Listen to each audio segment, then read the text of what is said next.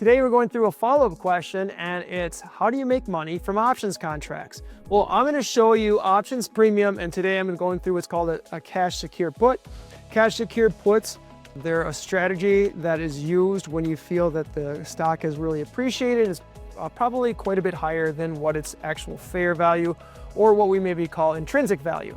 So I want to show you 4 examples of companies that I just recently went through and did contracts in 10 different companies, but these are 4 that people know.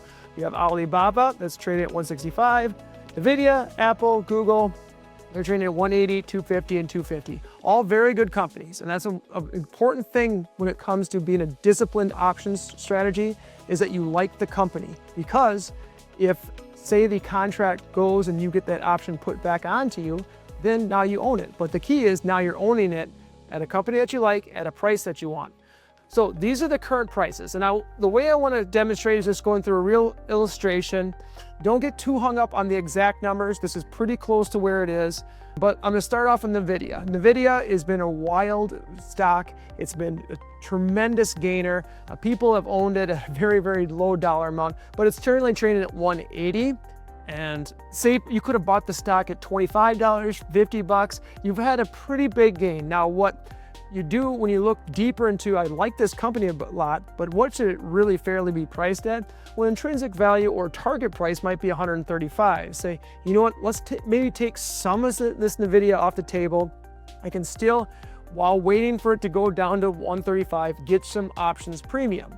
So the options premium, you set what would be a target price at 135. And if you do one contract at 135, that means that you need to secure $13,500. Now that $13,500 can be a risk-free investment that might yield something like 4%. So you're still making money on your risk-free investment, but you got to secure this $13,500 because a contract is 100 shares. Now, when you're securing this, someone's gonna pay you an options premium. What's that options premium? On this particular contract, it's about $305. And you're looking at what's that mean? Well, if I'm making $305 on money that I'm securing at $13,500, that's about a 2.2% rate return, but you only have to have it locked up for this contract for 90 days. So if you're looking at 2.25% and annualize that, that's a little over 9%, so pretty good. And I would again stress the point that if, say for instance, Nvidia goes from 180